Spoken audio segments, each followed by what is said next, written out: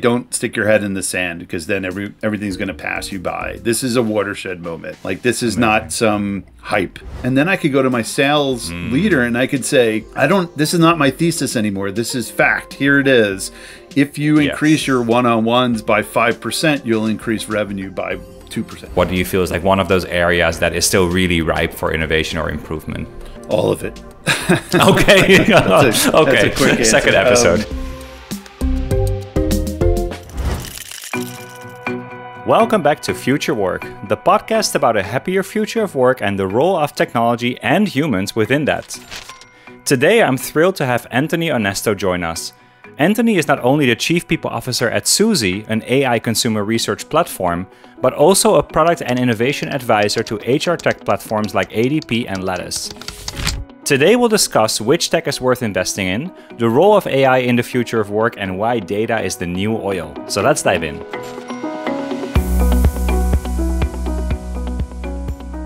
Anthony, thanks so much for being on. I know it's late your time, so I really appreciate your time today.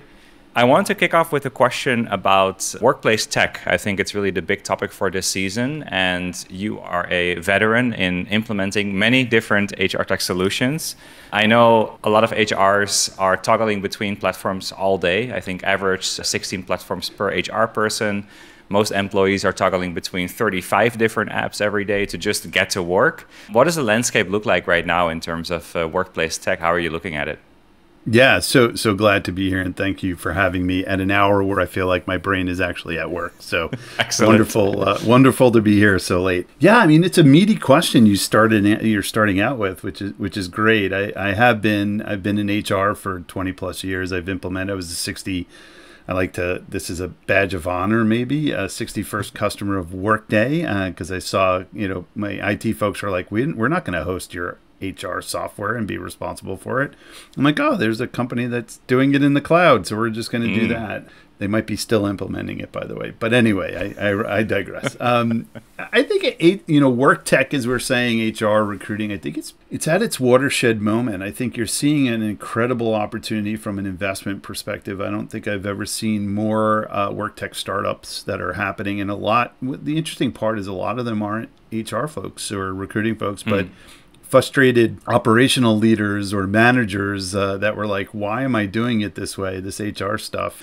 So I think it's a really interesting, you still continue to have the larger players in the space, and they continue to hold a lot of what I would call the enterprise market space, because, they work. I wouldn't say they work perfectly, but they work. And some of the HR stuff naturally is plumbing. I like to say it's plumbing and electricity, right? It works until it doesn't, and then you freak out when you try to put your lights on and they don't go on, or you get a leak in your plumbing. So it's an interesting landscape of these sort of traditional players that are out there that are controlling a lot of the marketplace that are also buying. So I was a big fan of a platform called Pecan, which was an employee engagement platform that just grew and was doing such innovative work, and they got bought by Workday, and now it's part of their employee experience package. So I think we're going to see a lot more of that continued to play out. I think you're going to see a lot of the larger players building and getting rid of this. You said it before, 16, it's Frankenstein. I mean, if you like that kind of analogy, I'm a kid from the 90s, so I say more like Voltron, if you get the reference. So, little lion bots for one big bot. It's all these different, because not one system really does everything really, really well. And so, oftentimes your core HR is different than your performance system, which is different than your engagement system. And I still think there's a marketplace for that. I really thought, when I was talking to the folks at ADP, full disclosure, I advised their data product group, but this was even before. They had a small skunk project called Lifeon. And I thought it was going to be interesting, where they were thinking of it almost like an HR iOS, where they would have this core software, but then be able to plug in like you would in an iPhone. I don't think it's come to fruition to any degree. So I think I think there's going to be a consolidation, one, because budgets, in HR were never large and they're just getting smaller. So I think you're going to see a consolidation. But I also think at the same time, a lot of the HR folks are looking for, or at least some of the folks like me who are early adopters, what is the AI, right? Like how can AI play a part in this space? I'm excited about it. I advise a bunch of different late stage HR, work tech companies and recruiting companies, early stage ones that are doing some interesting things. But from a practical perspective, how I think about it, I really want to figure out, there's such an incredible opportunity to have all your data in one system to be able to report on. So you don't necessarily, you might not necessarily, I always feel like there should be a layer on top of all my HR systems that handles both the data aggregation and the data warehousing, but also like the employee experience. So that way employees aren't going into multiple systems. So I think there's still a market opportunity there. Frankly, there's some interesting, we have a company we work with called Orgnostic that's pulling data from all our different systems, our recruiting system, our HR system, our performance system. So more to come from that perspective, but I think it's a really interesting time.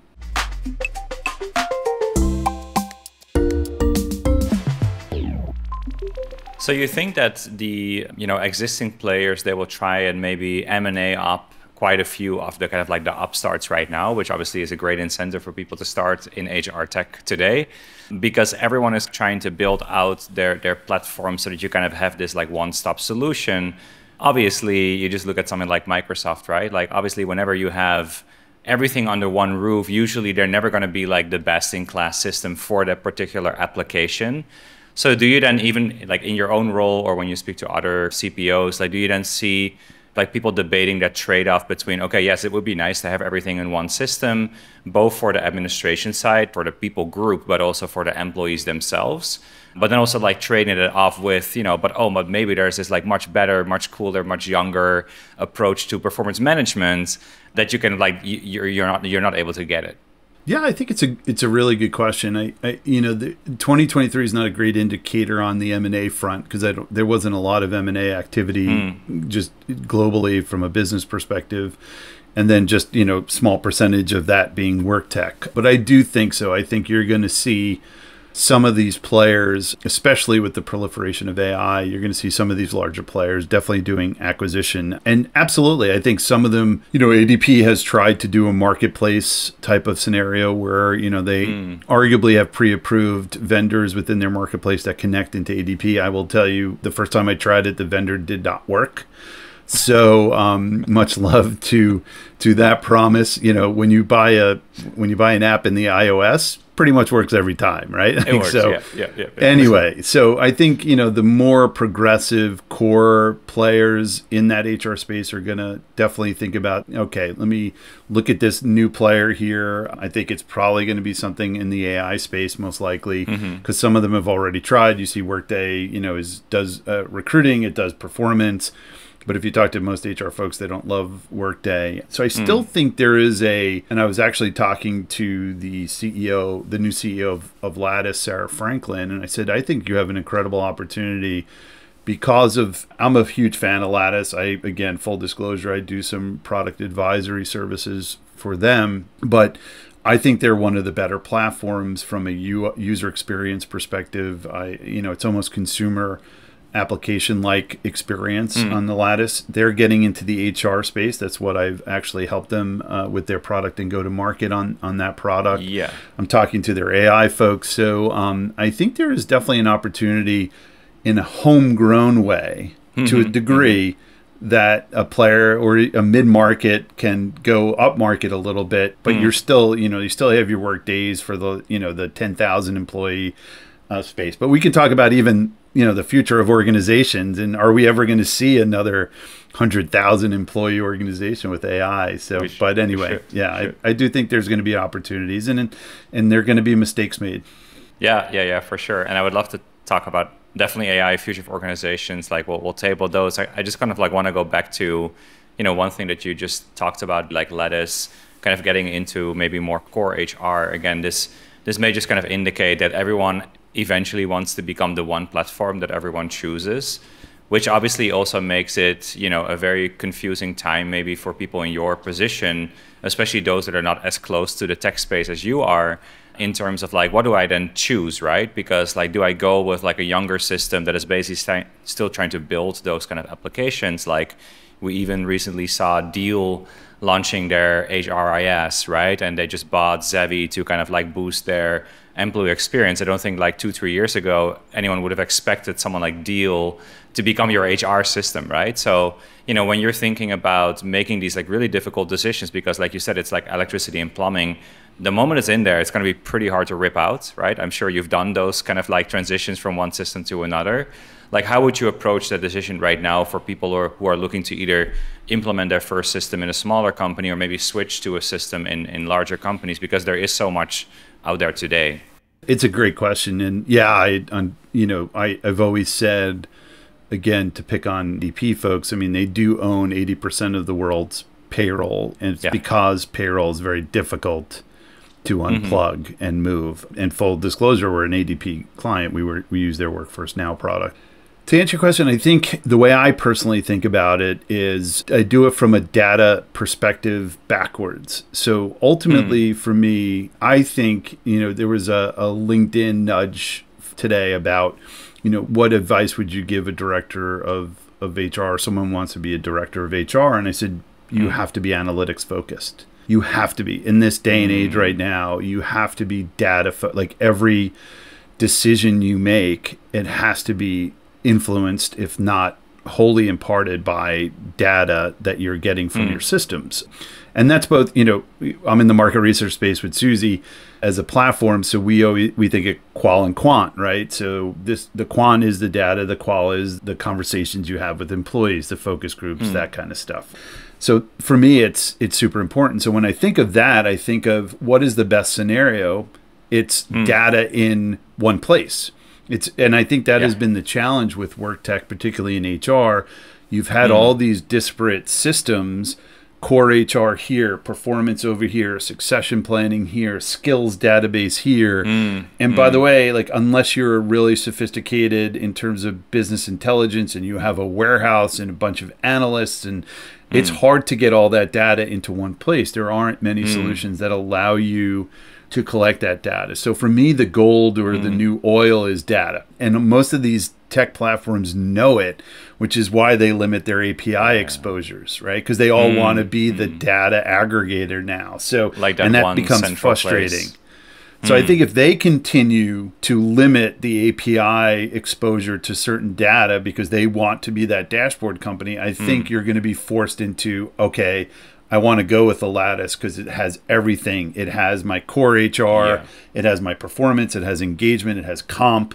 So I think we're going to see an interesting movement there, unless there are players like Orgnostic, like I talked about, which allow API connection into the data and almost become your data warehouse. But again, it is because of the API limitations on the work tech side, on those core systems, they're limited in terms of what they can do, unless you just sort of do a data download into one system. So again, I would think of it from a data perspective. And then if you think about it from a data perspective, then you could start thinking about, well, AI, right? How does AI sit on top of that?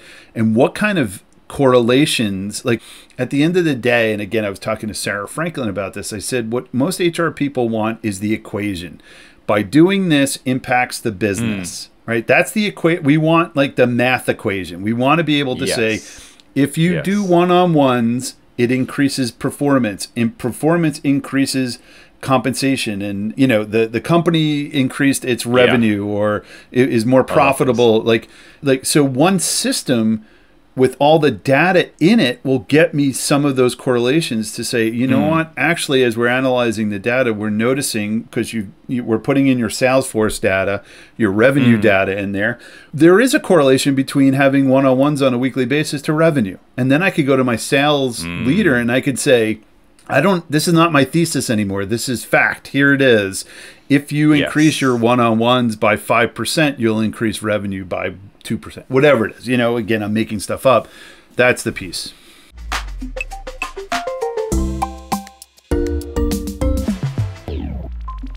Yeah, so this is really what you said before. This is really connecting the HR piece with the business piece, right? And so maybe just a few notes on that before we will go into product and AI. I think a lot of the times there is a little bit of a stigma or an image that HR is really focused on HR stuff rather than really being a business partner or being in the business. Are you seeing now a shift also from other practitioners that they are starting to think more about, these kind of things? Like, what is the things that we do actually impact in terms of like business result, revenue, profitability, etc.? And then also like practically, where do you start on that journey, right? Because I think a lot of people have heard about data for decades, right? But the way that you just explained it, that's probably not something that many people are currently practicing. Yeah, it's a good nudge. I think some of the smartest people I've ever met are in HR. And that's smart, generally EQ, IQ. I think we just have to start talking business. We have to start talking about in the language of business. So typically, and what I talk to my team and other HR folks about when I get phone calls about just sort of like, hey, I need advice or whatever, I always say, okay, what are you measuring? They're like, well, we want to make sure we retain our employees. And I'm like, okay, but great. Everyone knows that's important, but why is that important? What is the business? And is it that you do want to retain every employee? So even the average or lower performer employees? So no, you want to retain your high performers and figure out how to enable them, right? So, but it's always that like continuously pushing to what is the business result. And by the way, business results for us at Suzy are simple. It's revenue and profitability. That's it, right? Like that, we want more revenue, we want higher profitability, which means we have to be more productive, do more with less, however you want to engage that. Now it come back from that. Some of it's very linear. In sales, you can make that correlation really easy, right? Did you hit your quota or not hit your quota? When you get into engineering and other places, in HR, it's a little bit more difficult, but it's having that business conversation. So for me, it's in the profession, I think some of the smartest people, but we're often talking about the wrong things, the HR things, when we should be talking about those things, but how they correlate to the business. It's like Stephen Covey's The Habits of Successful People, where you start with the end in mind, right? So actually our endpoint is not to retain employees. Our endpoint is to make the company more profitable, right? Because then we will all do well. Then you almost back out and say, okay, how do I achieve profitability? Or what is the role that I can play in achieving that? And then you say, well, you can look at initiatives that basically drive profitability, right? And that can be maybe really direct in something like sales, but engineering can be measured by like the amount of product that they ship, and then maybe where are the kind of barriers for them to ship more or ship more often. And then you get maybe into like, what is the right program to launch right now? And maybe again, going back to the previous conversation, what is the right technology to do that, right? So I think we've been dancing around the topic of product and AI, so I think we have to dive in the last 10 minutes of this conversation. I basically just have like two questions, right? One is that you're advising a lot of companies, right? So you've mentioned ADP, you've mentioned Lattice, but I know you've advised quite a bit of startups as well who are a bit earlier stage, where maybe you can still prevent them from making some of the mistakes that maybe some of these enterprise platforms are really hard to change now. But if you would start something today, or like as the founders that you're talking to, what would you build today? What do you feel like is still missing in the market? Or what do you feel is like one of those areas that is still really ripe for innovation or improvement? All of it. Okay. That's a quick answer. Second episode. Yeah. We'll do a whole series on this. And if you look at my Burn the Box newsletter on LinkedIn, it really is that. It's like how AI is impacting this or that. Yeah. It's a great question. I mean, I talked about before this layer that sits on top of all your different systems and is able to aggregate data, but even create an employee experience. So right now, so historically, what has happened with HR systems is that they didn't have an HR person advising them. That sounds so self-serving, but I do believe that is a fundamental barrier. Like, that's not how the world works. I will also say that could be a barrier to innovation because it's like the same thing. But I think it helps having an HR person's perspective as you're rolling out. And that's what I love about whether it's ADP or Lattice or these other groups. They're coming to me because I have that experience. And also I'm a New Yorker and I have an opinion. So, they're giving me advisor options. Right. Yeah. Like there's no BS. I'm not going to tell them what they want to hear. So I think there is a layer of reporting and other things that there's an opportunity. So if I were to start something, it could be something like that. Because I do believe, like, if my employees go into ADP, or if I go into ADP as an employee, I'm picking on them today, but just pick any, like, change the acronym. So whatever, HR system Acme Co. You go into the system and you want to request a PTO, right? It is not clear on where you do that. It is not clear at all. It is buried in some menu because of, I think it's technical debt. I think it's, no offense to engineers, but they're not UX experts. I think it's just these systems have been created, traditional systems, in the spirit of compliance and legal, and not with the user at the center of it. What I would do is I wouldn't get rid of all of it, but I put a layer on top of it that is chat experience to say, I want to take a PTO next Tuesday. Can you put it in the system? Puts it in the system. It triggers a bunch of workflows in the back end. So your manager approves that all that stuff is there, but the interface is simple and easy. What did I get paid last? Like, think about what the questions in like even for an HR administrator, and that's why I love, I'm doing advising for ADP's data product, and I have first look at their chat experience overlaying their metrics. It's awesome. It is, and I've never used those two words together in a sentence, but it is awesome. ADP is doing an awesome job here, because at the end of the day, we have all these dashboards, but we all have questions. What is my attrition? What is my year-over-year headcount growth? We're always asking a question. Why are we getting all these charts when all we need is an answer? Now, the great news is you get the answer, but also a chart that you can download. There's a lot of stuff they need to work on, but so far, so good. Orgnostic, same thing, system that we're using, overlaying all our systems. You can ask it questions. I can't wait to have it all in one place. Yeah. But I think it's going back to, I think it's thinking about, and this is such an easy answer and so obvious, but it's the AI. So I advise one company that is in the workflow employee experience, like onboarding space. Very young company out of I think they're out of Berlin. Redacting name, you could find out on my LinkedIn who they are. But I'm trying to get them to think through, like, if someone wants to create an onboarding experience, they're making it super easy. We have a system called Workato here at Suzy. It requires training and an IT engineer to help us build workflows. What, like, in this day and age? No. AI, I want to put in an onboarding workflow that does this and touches that and goes into this system. You hit send and it like builds something for you, and on the back end it connects everything. And I've trying to explain to them, yes, you're simpler than where we are today. The next phase of this, where I think you can really, because I think the biggest friction on these things is really getting the workflow set up. I want to create a workflow that onboards our salespeople a lot faster. So can we connect into our, training systems? Can we, just a simple sort of chat AI experience that creates these workflows versus going in and have to program these things in. So I think what I advise folks to do is think about the integration of AI, not only from a data perspective, but really from a user experience perspective. Like, I fundamentally believe that ChatGPT has seen the fastest growth of any software because of the chat experience. Because everyone, argue with me, tell me someone that understands chat. Everyone does. Everyone has text messages. I know you and I connected on the platform. So it's that kind of experience. That to me is the exciting part. It's the user experience within chat, not necessarily just the generative AI and the AI on top of it.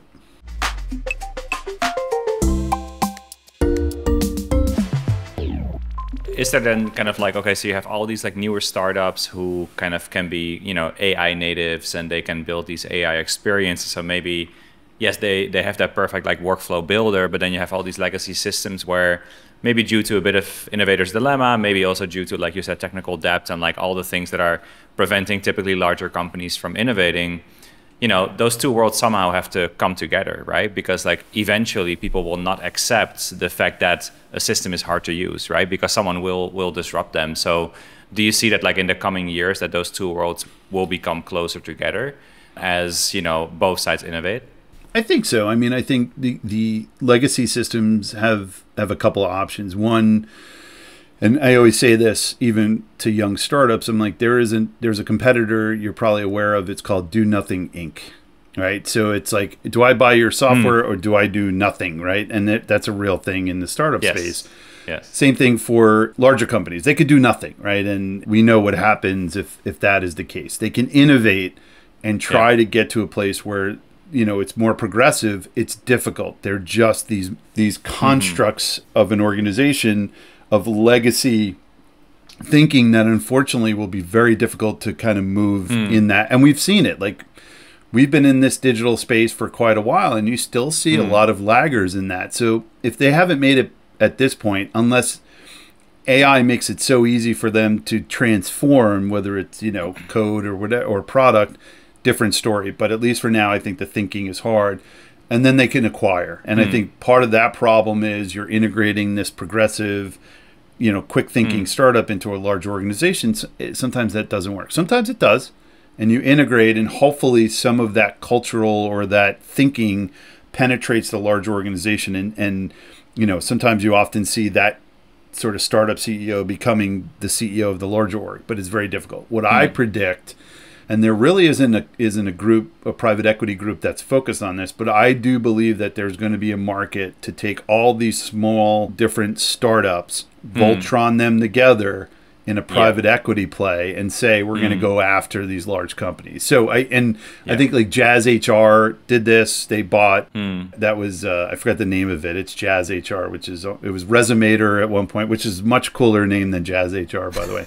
But they're putting together. They bought JobVite. They have a private equity play to bring all these play together. The problem is they bought legacy players. So they're bringing in all this legacy. They went for the volume, for the customers. Yeah, it's like putting so together. And much respect to, when I was younger, I loved the USA basketball team with Michael Jordan and Magic Johnson. You put that team together now, it's not going to be as good, unfortunately.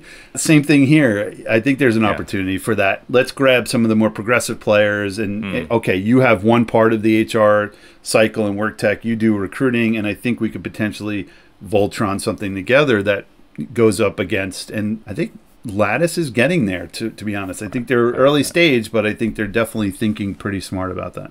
So there's a shot there. So shout out to the PE community if you're listening. Here's your homework.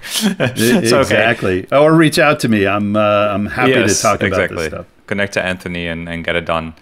Yeah. Okay, so then I think like the last question to ask really is going back to your side of things in your chief people officer role.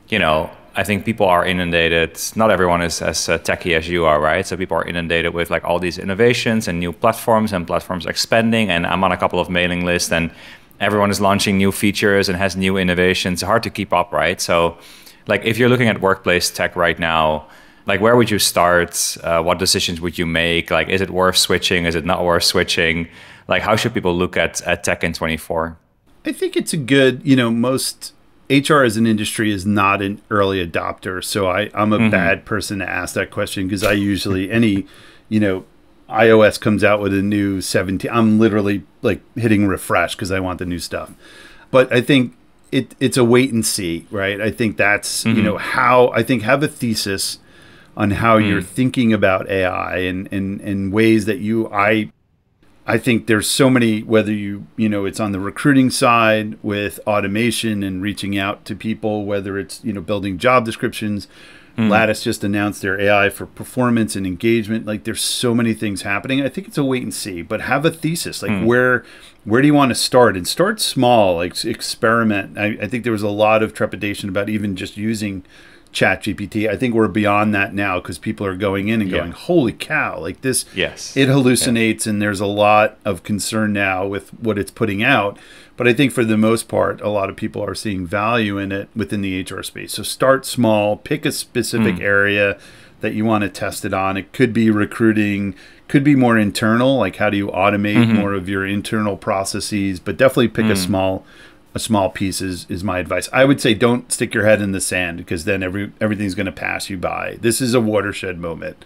Like, this is not some hype. This is a big deal. It's real. Get on board. Yeah, it's real. It's the internet. When, I know a world before the internet. Yeah. And, I got into startups and techs right at, the internet time. So it's definitely something where you definitely don't want to ignore it. Okay, amazing. So that's definitely a call to action for everyone listening, that, pick a small problem, but bigger problem, and see if there's a better way to resolve it. Okay, so that last question then is the same one for every guest, which is any wish for the future of work? Yeah, it's a good one. I think my hope is that with all of this innovation, there is going to be job loss.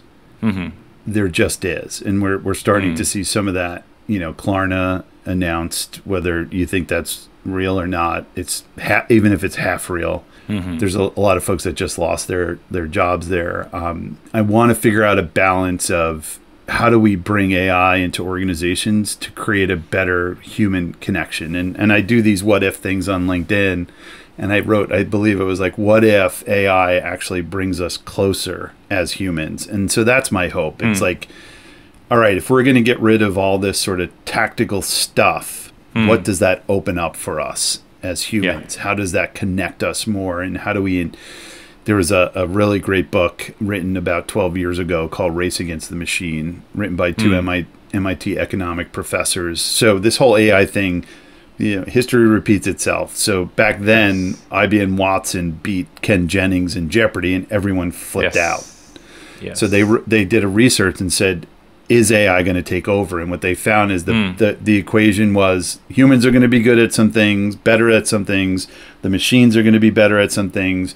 It's the combination of the two that's going to be the final equation. So it's that augmentation that I'm really excited about, particularly in the future of work. But there's going to be some disruption. There's going to be a bit of chaos, unfortunately, whenever you see things like this. So yeah, definitely. But there's still stuff that humans are better at, and that's what we'll focus on. I think that's the main message there. For now, I don't know if you've seen, there was a video on X of a robot powered by Gen AI, and the person asked, you know, like, what are you looking at? They were in a kitchen with plates in a sink, and the robot took the plate and put it into the drying rack, and just like, and so there's who knows what it was. I was like, this is pretty incredible, because that robotics has always been the struggle, particularly with automation, and it was just pretty amazing. There's still a lot to happen, but I love your kind of focus on, okay, let's do what makes us uniquely good, or, you know, what humans are uniquely good at, and you know, hopefully there will be a future for all of us.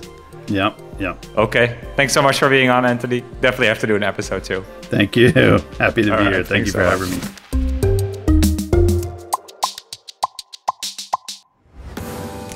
As we conclude our discussion with Anthony on workplace technology in 2024, let's highlight a few of the learnings from today.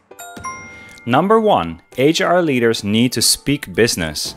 Any platform or program you're introducing needs to lead to a business outcome. And that leads to point number 2, data is the new oil. To tie your HR efforts to business results, you need to be analytics focused. You need to have the data to underpin every decision. And you need to have that data in one place, not in 15. That's why we also have point number 3, centralization of workplace tech. To get all the data in one place, you'll likely be better off working with one core platform that offers most of what you need. While there are some data warehousing solutions, they rely on vendors' API access, which is getting more and more limited as everyone makes a play for becoming that one central platform. Point number 4 is the opportunity in AI. So Anthony said at the end that while AI may negatively disrupt us, he still sees opportunities. For example, opportunities to replace bad user experiences with ChatGPT-style chat interfaces, and that create new workflows with a simple prompt.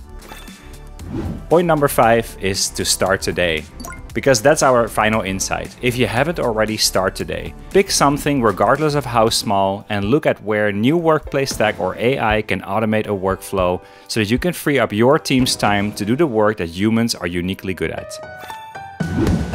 That's it for today. Join me again next week and subscribe for updates at flexos.org/futurework.